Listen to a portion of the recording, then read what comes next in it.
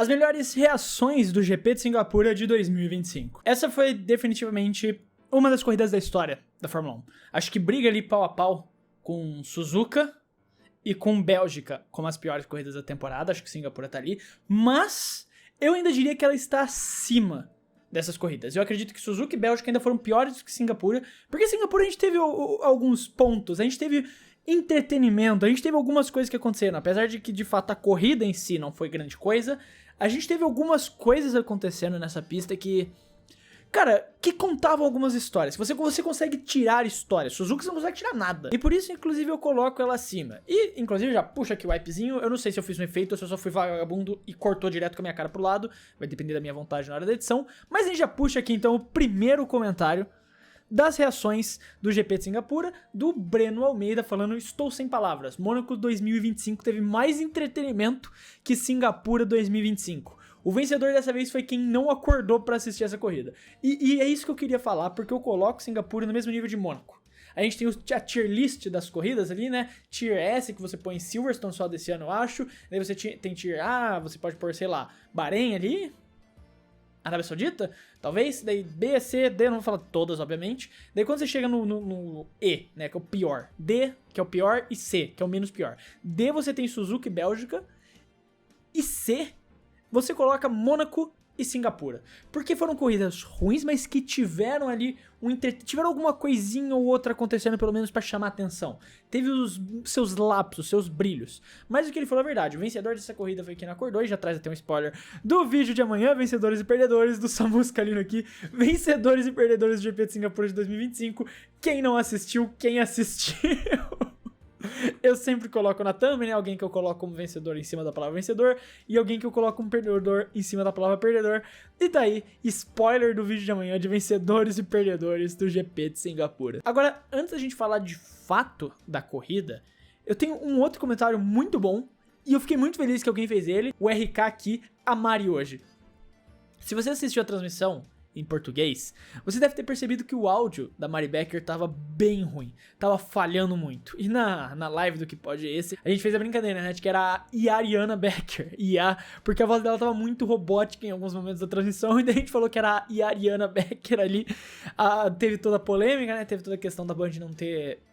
Não que não mandou, mas a questão do pagamento. A Mari e a equipe foram pra corrida, mas depois voltaram. E daí, no final das contas, conseguiram resolver. E a Mari foi pra Singapura. E daí, por conta disso, talvez tivesse com alguns equipamentos improvisados ali, por conta de como foi tudo de última hora. E teve essa interferência no sinal. E ficou a voz dela robótica lá. E a Ariana Becker, já que a Mariana Becker não foi. Mas agora, falando da corrida de fato. Como eu falei, a corrida não foi boa. Ela foi ruim. Só que como o Ícaro Punch trouxe aqui pra gente, numa corrida ruim, os rádios do Alonso foram os drivers of the day. Meu irmão, em determinado momento, principalmente ali nas primeiras 30, 40 voltas, que não tava acontecendo absolutamente nada, apesar de que teve o caos ali na largada, a gente já fala melhor disso, o que tava entregando entretenimento pra gente de verdade eram os rádios do Alonso. Porque, de novo, a Aston Martin deu um jeito de ferrar com a corrida dele, fizeram uma parada horrível, ferraram com o Alonso, e daí, foi o show de rádio dele, né? Que ele volta lá pra pista, o cara entra no rádio lá e fala: o gap do piloto tá em tanta distância, e o Alonso: meu irmão, se você continuar falando comigo, eu vou desligar essa merda. O Alonso tava, tipo, bem pai, puto, tá ligado? Que não entende nada de computador. Cara, se você continuar nesse computador, eu vou puxar todos esses fios aí. O Fernando tava assim com o rádio. O Alonso tá assim: se você continuar falando comigo, depois dessa merda, essa cagada que vocês fizeram comigo, eu vou puxar todos esses fios do rádio e ninguém mais vai falar com ninguém, entendeu? Só que depois disso, ele fica puto. E cara, como o Daniel Ramos Silva trouxe aqui, Alonso é azarado, eu vou pontuar nessa merda. Ele começou a escalar o pelotão. Ele começou a ultrapassar todo mundo na força do Alonso. Puxou lá de dentro. Tudo que deu errado com ele nessa temporada, todos os erros de estratégia da Aston Martin, como o Imola, todas as vezes que o carro deu problema, como o Mônaco, tudo que deu de errado pro Alonso, nessa temporada ele acumulou no ódio e ele soltou nessa corrida. Fizeram o pit stop errado, um pit stop lento, ele volta pra pista e na força do ódio ele vai passando todo mundo. Ele vai ultrapassando todo mundo na força do ódio nessa corrida. Mas ele, cara, nem ele vai saber explicar, não teve razão. O pé não responde mais ao cérebro, e sim ao coração. Mas porque o coração dele tava lotado de raiva naquele momento. Vocês já assistiram Padrinhos Mágicos? Quando o Timmy Turner viaja, né, ele fica microscópico e vai pra dentro da Vicky, descobre que o coração dela é um furacão. É isso que tava no coração do Fernando Alonso nesse momento, um furacão de raiva e de ódio, ele saiu passando todo mundo. O único carro que fazia ultrapassagem nessa pista de verdade era o Alonso, na força do ódio. E ele foi passando todo mundo, ele teve até o rádio lá, né, falando que ele era o Hero Trophy for the Hero, eu esqueci a palavra exata que ele fala, mas o Hero Trophy. E daí ele passa, como é que o Max Carpenter traz aqui, ele passa todo mundo e volta pra zona de pontuação numa corrida absurda do Alonso.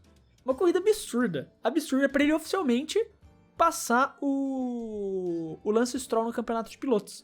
E ele finalmente passa o Lance Stroll no campeonato de pilotos depois de tanta cagada da Aston Martin, depois de tanto erro com o coitado do Alonso nessa temporada.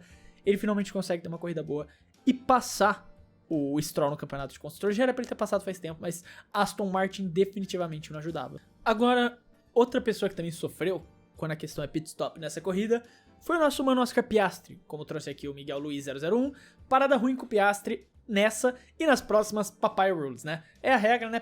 Tiveram a parada ruim. Na verdade, isso aí já foi o Piastri pagando a parada ruim do Lando Norris no GP da Itália, né? Falei que ia fazer isso, que eles tinham que cobrar aquela parada ruim do Lando Norris, cobraram agora, pararam, fizeram uma parada ruim com o Piastri, e ele já não tava com ritmo pra alcançar o Norris, né? A verdade é essa, ele não tava com o mesmo ritmo do Norris, ele não conseguiu alcançar, e daí teve esse problema, teve a parada ruim e daí acabou. O Piastri ficou morto em terceiro lugar lá, não conseguiu fazer nada. Teve o toque entre ele e o Lando ali no começo da corrida, mas lance de corrida, ele até vai reclamando, né? Ele tem uns rádios dele falando: então, galera, vocês não vão falar nada sobre aquilo ali foi meio jogo sujo, ele fica tentando forçar, ele fica chorando por umas 30 voltas ali sobre um lance inicial, parecem uns 3 rádios dele, reclamando com a McLaren, mas eventualmente não acontece nada. E o fato é que, assim, de fato, como a inteligência do Kimi Raikkonen trouxe aqui, informamos, a McLaren faleceu. Cara, a McLaren perdeu aquela força, e essa era uma pista boa da McLaren. Eu ainda, eu até falei, se vocês me acompanham no Instagram do Clube da F1, eu até fiz um comentário por lá, comentando de que, não, galera, olha, o que a gente viu na semana retrasada, eu acho que foi um ponto fora da curva, como foi o GP do Canadá. A McLaren é o melhor carro, porque era o que eu acreditava, era o que você via falando sobre isso. Quando você lia os principais reportes de sites como o próprio The Race, que é um site que eu gosto muito, que eu acho o melhor em questão de cobertura de Fórmula 1 assim que existe no mundo, eles traziam essa informação de que, cara, a McLaren ainda tem o melhor carro, a McLaren ainda tem o melhor carro, a McLaren ainda tem o melhor carro. E essa que era uma pista favorável à McLaren, eles não conseguiram nem acompanhar a Mercedes do Russell e nem a Red Bull do Verstappen. E agora a gente vai pra uma sequência de pistas boas da Red Bull. México, tudo bem que semana que vem é Estados Unidos, mas México é uma boa corrida da Red Bull, uma boa corrida do Verstappen. Interlagos é uma boa corrida pra Red Bull, uma boa corrida pro Verstappen. E apesar de tudo, o Lando ainda tentou chegar e o Verstappen ele fez o que pôde pra segurar essa vantagem. A gente tem até a imagem aqui do inimigo da Ferrari, ela mesmo, com o Verstappen chegando na linha de chegada, com o Norris quase beijando a traseira dele. Cara, no final da corrida ali, o Verstappen também se segurou de alguma forma milagrosa, exatamente nessa imagem aqui. O Verstappen conseguiu se segurar muito bem com o pneu desgastado. Tá certo que, em questão de desgaste, tava bem próximo do Norris, mas ainda assim o carro não tava tão bem, né? A gente tem até o comentário do não é o Dark. Mesmo com pneus gastos, problema na frenagem segurou as McLaren e se manteve P2, simplesmente Max Verstappen. E de fato estava tendo um problema no carro, mais do que a questão dos pneus, até porque o pneu do Norris estava mais desgastado que o do Verstappen naquele momento da corrida. Mas sim, ele estava tendo uma dificuldade de controlar o carro e mais uma corrida brilhante do Verstappen. E cara, quando o Max sabe que ele tem uma chance, quando o Max acredita que ele tem uma chance, esse cara vira um monstro. E é muito doido pensar que se ele não tivesse tido aquela atitude infantil, aquela atitude que ele perdeu a cabeça no GP da Espanha, jogando o carro pra cima do Russell e levando uma punição, ele poderia estar 50 pontos de diferença agora do Piastri. Ele tá 63, o que dificulta um pouco mais, mas ele ainda é o Verstappen, né? Então existe um cenário, mas se ele não tivesse tido aquela atitude infantil na Espanha, a gente estaria discutindo nesse exato momento aqui de que o Verstappen realmente tá nessa briga do Mundial. Ele ainda, existe o cenário. Existe o cenário. Eu não digo que ele ainda está, porque são 63 pontos, é muita coisa.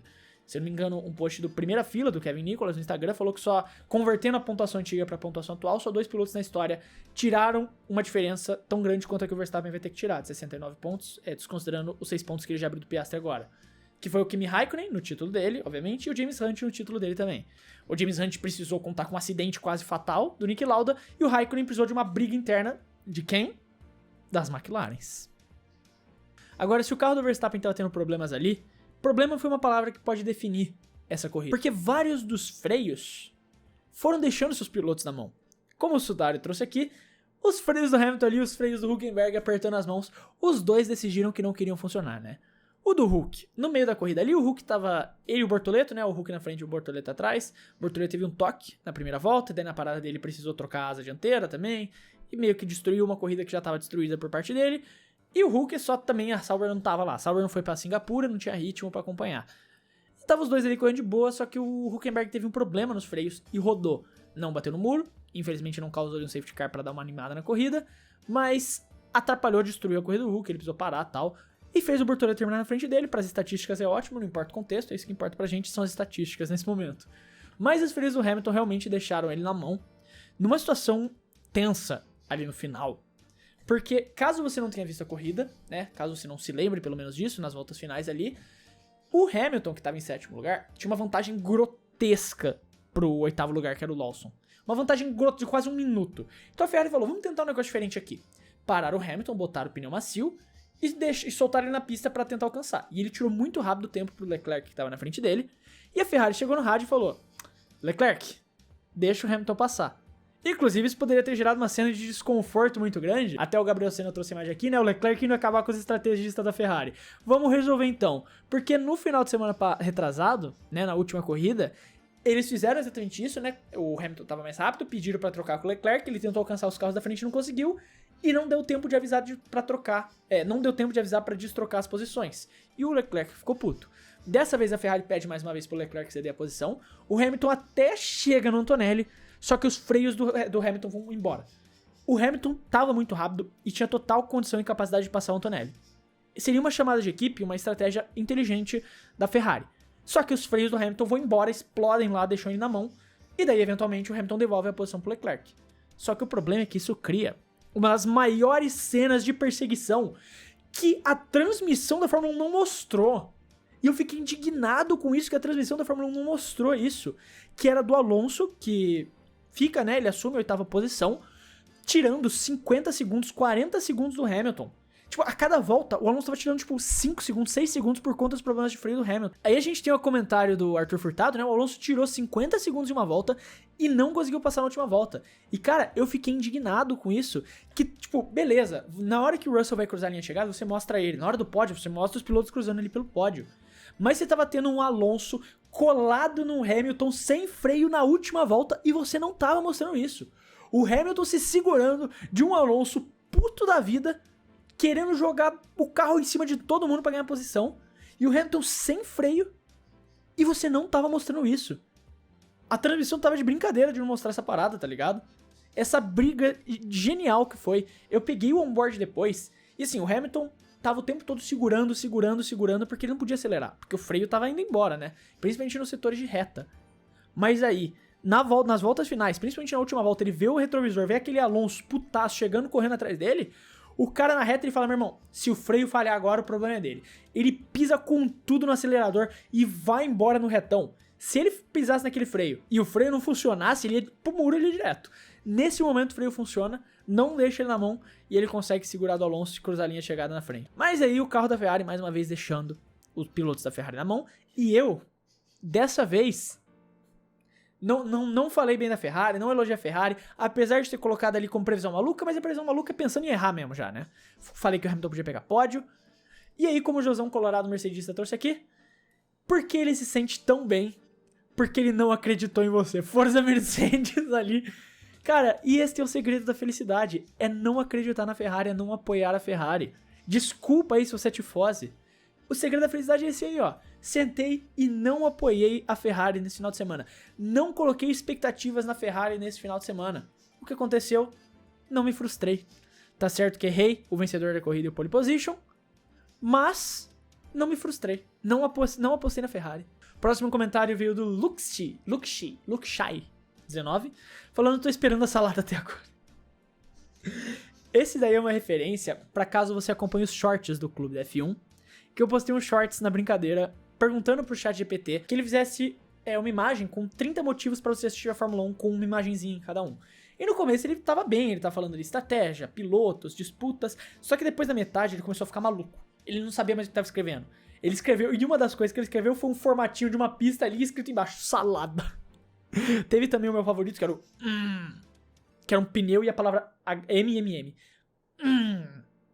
Esse pra mim é o melhor. Eu fiquei esperando o e não teve também. E o Davi Miglioranzaban... Nossa, calma lá, eu errei tudo. Davi Miglioranzabatin. Zabatin. Tem 2 Cs, eu vou ler como se leria italiano, apesar de não saber se fala assim.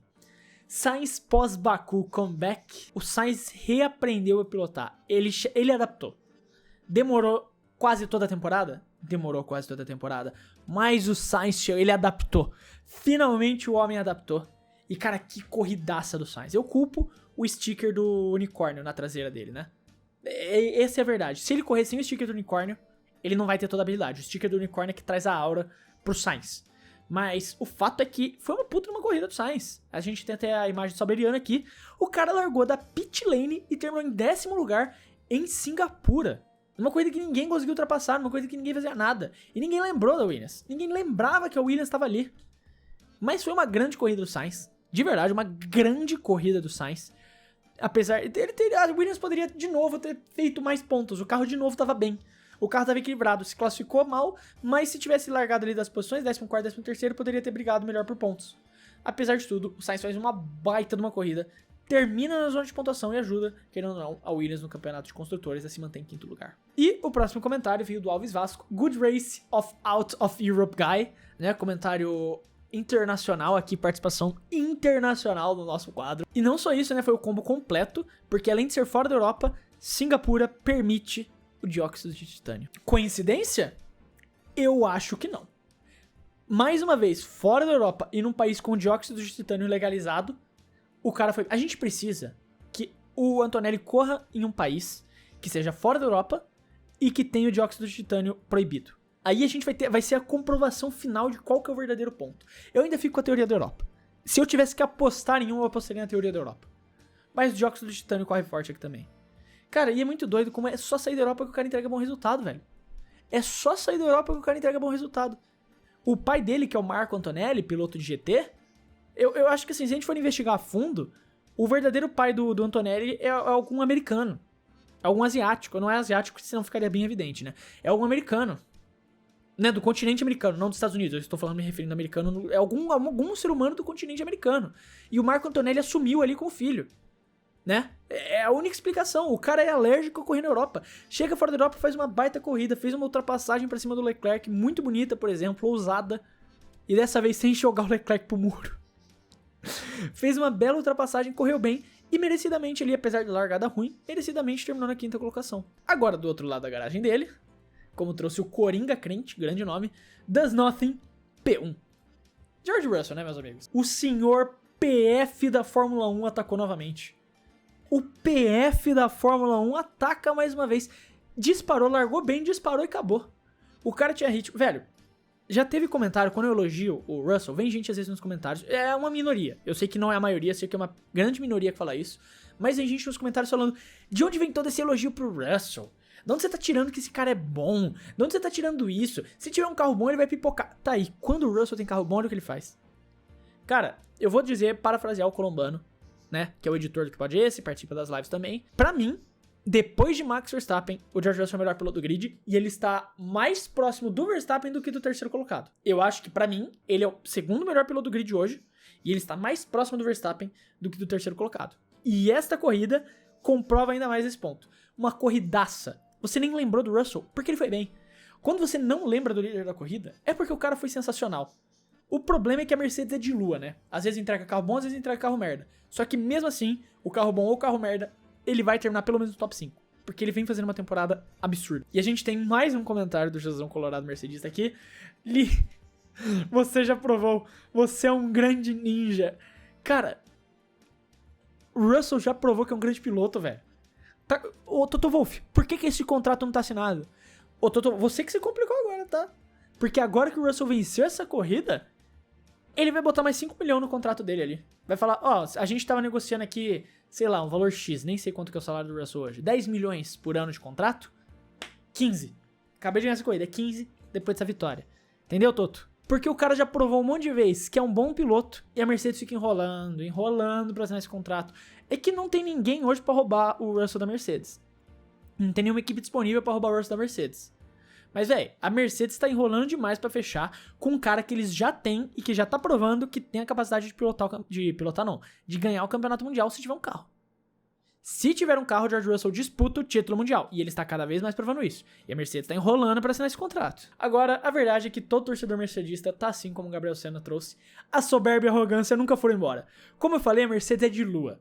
Ela aparece uma a cada 5 corridas. A cada 10 corridas, na verdade, né? Porque são 2 vitórias esse ano. Uma a cada 10 corridas a Mercedes aparece lá e tem um carro decente.